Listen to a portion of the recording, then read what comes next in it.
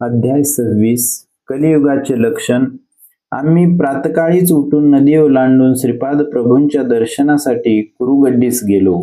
धर्मगुप्तांना श्रीपाद प्रभूंच्या मुखातून कलियुगाच्या प्रादुर्भावाचे विशेष जाणून घेण्याची तीव्र इच्छा होती. आज श्रीपाद प्रभू अत्यंत आनंदात होते. त्यांची कारुण्य मृताची वर्षा करणारी अमृतदृष्टी साऱ्या साधकांना एका आगळ्या वेगळ्या आध्यात्मिक आनंदाचा ठेवा प्रदान करीत होती. प्रभूंच्या चरणकमलांना स्पर्श करून आम्ही धन्य झालो. श्री धर्मगुप्तांनी श्रीपादांना कलियुगाच्या प्रादुर्भावाचे विशेष वर्णन करून सांगण्याची नम्र प्रार्थना केली. श्रीपाद प्रभू म्हणाले, साधकांनो, काळ हे परमात्म्याचे विराट स्वरूप आहे.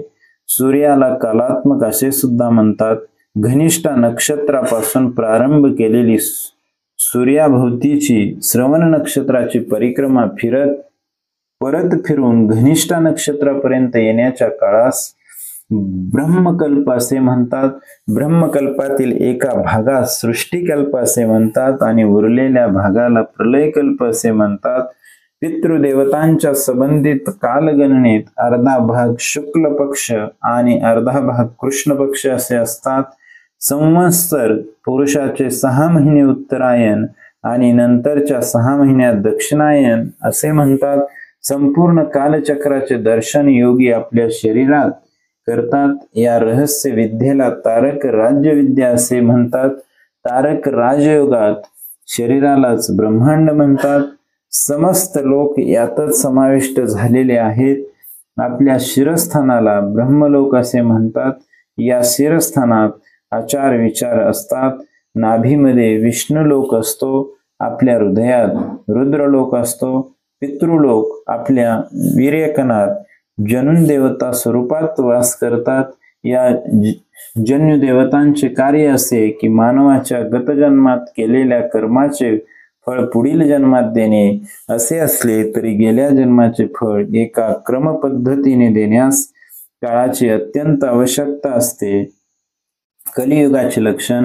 पितृदेवता म्हणजे आपले दिवंगत झालेले पूर्वज नव्हे, स्वर्गवासी झालेल्या आपल्या माता पिता आजी आजोबा यांच्या नावाने आपण केलेल्या श्राद्ध पक्षाचे फळ स्वीकारून त्यांना उत्तम गती प्राप्त करून देणारे जन्य देवताच असतात. या जन्य देवतांना जन्म नसतो. योगीजन आपल्या शरीरातच सृष्टीतील 6 ऋतूंचे दर्शन करतात. एका वर्षात 12 पौर्णिमा आणि 12 अमावस्या असतात. हे 24 पर्व गायत्रीचे चतुर्वंशी छंद असतात. कालस्वरूपी श्री विष्णू भगवानांना काही लोक संवत्सर पुरुष मानून त्यांची उपासना करतात. या विद्येला द्वादशारी विद्या असे म्हणतात. प्रत्येक महिन्याचे एक अक्षर याप्रमाणे 12 महिन्यांच्या 12 अक्षरे मिळून यांचा एक मंत्र तयार होतो.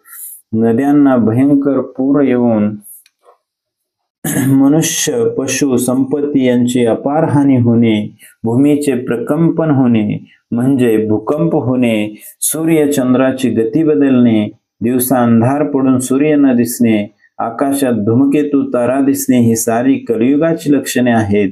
द्वापार युगाच्या शेवटच्या काळात पश्चिमी समुद्रातील एका द्वीपावर कलियुगाचा अधिपती असलेल्या कलिपुरुषाने घोर तपस्या केली होती.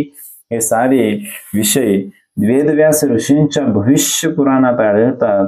म्लेच्छ जातीचा आविर्भाव.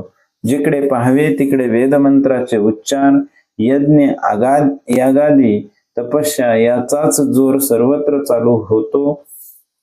या कारणाने कलिपुरुषास अत्यंत दुःख झाले. त्या भगवंताची प्रार्थना केली, हे प्रभो, पृथ्वीवर सगळीकडे यज्ञ याग धार्मिक आचरण नीतिमत्ता यांचेच प्राबल्य आहे.